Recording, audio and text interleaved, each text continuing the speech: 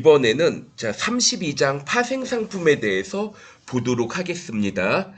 먼저 파생상품의 의의가 있는데, 개념하고 파생상품의 종류 같은 거 비교해서 한번 정리를 해볼게요.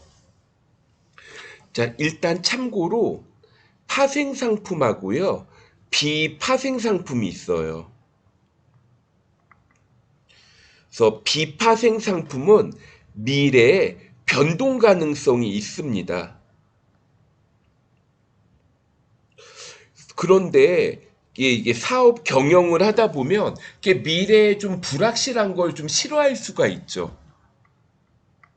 그럼 이제 파생 상품은 이러한 이제 변동 가능성이 없게끔 이제 만든 상품이라고 볼 수가 있어요. 예를 들어 볼게요. 내가 외상 매출금이 있어요. 그래서 예를 들어 매출 채권이 10,000달러가 있는데 3개월 후에 받기로 하였다고 하겠습니다. 그럼 이 사람 입장에서 가장 피하고 싶은 상황. 지금 예를 들어 1달러가 1,300원인데 나중에 이거 매출 채권을 회수할 때 보니까 1달러당 1,000원도 안 해. 뭐 이러면은 이거 그냥 외상으로 하지 말걸 이런 생각을 가지겠죠. 그러다 보니까 나중에 이제 만기가 되었을 때 1달러가 얼마가 되든지 간에 약정된 거래 금액으로 받고 싶어요. 이런 경우에 이제 파생상품 계약을 해서 변동 가능성을 없애준다고 보시면 됩니다. 주식, 채권, 이자, 환율 등이 이제 대상이 될 수 있는데 우리 시험에선 주로 환율을 물어봅니다. 요건은 그냥 여러분들이 읽어보시면 되겠고, 거래 형태가 네 가지가 나옵니다. 먼저, 선도거래가 있어요. 그래서 선도거래는, 예를 들어 볼게요. 예를 들어, 내가, 여러분도 혹시 CJ라는 회사 아시죠? 풀무원이라는 회사 아시죠? 얘네들이요, 이제 식품 같은 거를 이제 제조를 하는데, 예를 들어, 김치를 만든다고 해볼게요. 그럼 이제 주 재료 중에 하나가 예를 들어, 배추가 필요하겠죠. 그래서 어떤 농가에다가 이렇게 이제 계약을 하는 거예요. 그래서 어떻게 계약을 하냐면, 올해, 그러니까 예를 들어, 내년 수확할 때, 내년에 배추를 수확할 때, 포기당, 한 포기당 얼마가 되든지 간에 1,000원에 구입을 하겠다. 이런 식으로 계약을 하는 거예요. 그럼 이제 식품 제조회사 입장에서는 나중에 이제 이거 배추 필요할 때 배추 가격이 폭등해요. 그래가지고 이거 못 받으면 어쩌지? 고민할 수가 있잖아요. 그럴 때 이제 미리 약속을 하면은 한 포기당 1,000원에 구입할 수가 있겠죠. 배추 농가 입장에서 어떨까요? 배추가 너무 잘 돼가지고 배추 가격이 폭락을 해요. 그래서 제 가격 못 받을 텐데 어쩌지? 이렇게 생각할 수 있겠죠. 그런데 1달러당, 이제 한 포기당 1,000원에 판매할 수 있는 그런 계약을 맺으면, 이거 제 가격 못 받으면 어쩌지? 이런 고민을 안 해도 되겠죠.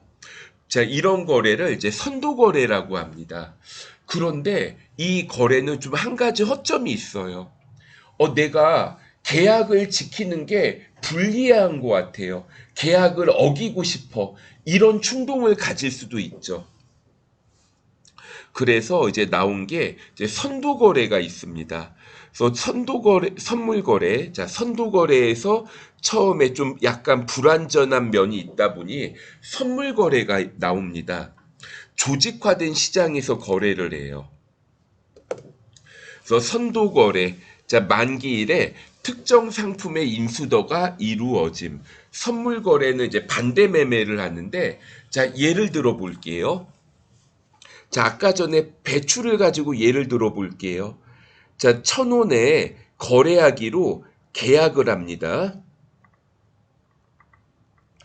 그런데, 이게 예를 들어, 시가가 1,200원이 되었다고 한번 가정을 해 볼게요.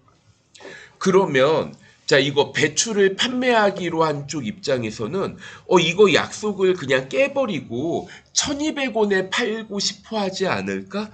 이런 생각을 하지 않을까요? 그러니까 이런 경우에는 자, 매도하는 입장에서 자, 매도인이 200원을 납부를 하게 하는 거예요. 자, 여기 이제 조직화 증거금 1일 정산 있죠. 이 1일 정산을 통해서 200원을 납부하잖아요. 그러면 계약을 어기면 이거를 못 받으니까 그냥 계약 지키려고 하겠죠. 또 이제 다시 자, 예를 들어 이번에는 시가가 800원이 되었다고 해볼게요. 그럼 이거 구입하기로 한 사람, 매수인 입장에서는 다른 사람한테 800원에 구입하지 이 사람한테 1000원에 구입하고 싶지는 않겠죠. 그러니까 이거 매수인이 계약을 이행하도록 하고 싶어요. 그럼 매수인이 200원을 납입을 하게 하는 겁니다. 그래서 1000원에 거래할 수 있게 이런 식으로 이제 조직화된 거래소를 통해 가지고 증거금 1일 정산하는 방식을 선물 거래라고 합니다. 그리고 옵션이라는 게 있어요. 그러니까 선물 거래는 내가 나중에 거래를 하기 싫어도 무조건 해야 되는 반면 옵션은 계약하기 싫으면 안 할 수 있어요. 하고 싶으면 하고. 그래서 먼저 콜옵션과 풋옵션으로 나눠집니다. 자, 콜옵션은요. 미래의 특정 자산을 살 수 있는 권리가 콜옵션입니다. 반면에 풋옵션은요. 자, 미래의 특정 자산을 팔 수 있는 권리를 풋옵션이라고 합니다. 그런데 제가 이렇게 설명을 드리잖아요. 그럼 콜하고 풋하고 또 반대로 외우시는 분이 계시더라고요. 피읍으로 이해할죠. 풋옵션, 피읍 들어가죠. 팔 수 있는 권리, 피읍 들어가죠. 이렇게 외우면은 콜옵션, 풋옵션 헷갈리지는 않을 것 같습니다. 그리고 또 행사 시점에 따라 미국형 옵션과 유럽형 옵션으로 나눌 수가 있어요.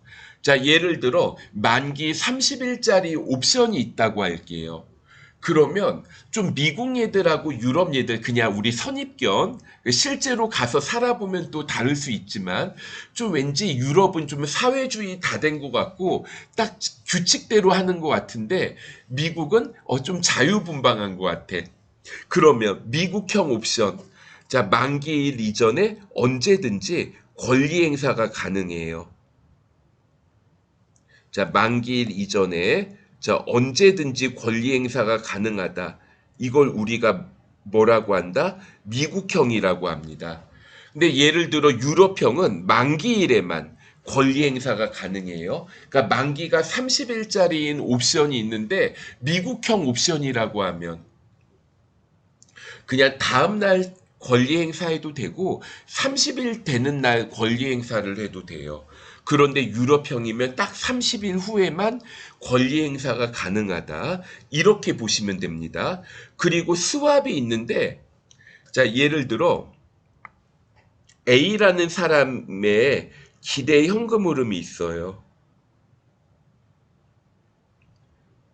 그리고 B라는 사람의 기대 현금 흐름이 있는데 서로 남의 떡이 커 보이는 거예요.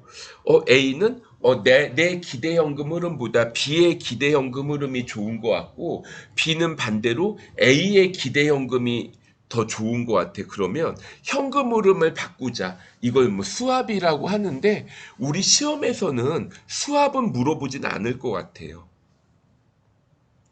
자, 그럼 예제 한번 볼게요. 자, 참고로, 자, 아까 선물 있죠. 그 미래에, 자, 선물은, 자, 미래에 이제 거래를 하는 거죠. 그래서 예를 들어, 한 달 후에 삼성전자 주식을 한 주당 7만 원에 구입하는 계약, 한 달 후에. 이런 게 선물입니다. 자, 반면에 현물은요, 현재의 물건, 현재 거래를 해요. 그냥 증권거래소에서 삼성전자 주식 지금 내가 7만 원 내고 사야지 이런 거는 이제 현물거래에 해당합니다. 파생상품에서는 아까 선도거래, 선물거래, 옵션, 스왑 이렇게 있었죠. 현물은 파생상품에 들어가지 않습니다. 자, 예제 볼게요. 1번. 파생상품에 해당하지 않는 거. 주식, 자, 상장 주식은 이거는 이제 현물에 해당하죠. 파생금융상품에 해당하지 않습니다. 자, 선물거래, 선도거래가 조금 약간 좀 뭐라고 해야 될까, 두리뭉실하고 좀 체계가 안 잡혀 있으니까 좀 이거를 명확하게 하고 체계가 잡힌 계약, 표준화 계약, 선물거래입니다. 올바르지 않은 거. 비표준화 계약이 아니라 선물거래는 표준화된 계약이에요. 3번. 선물과 옵션. 미국형 옵션은 만기일에만 권리 행사하고 유럽형 옵션은 언제든지. 자, 1번이 잘못됐죠. 반대로 설명을 했습니다. 자, 여기까지 살펴봤고요. 자, 다음에는 이제 우리 파생 상품의 기능과 거래 전략을 한번 보도록 하죠.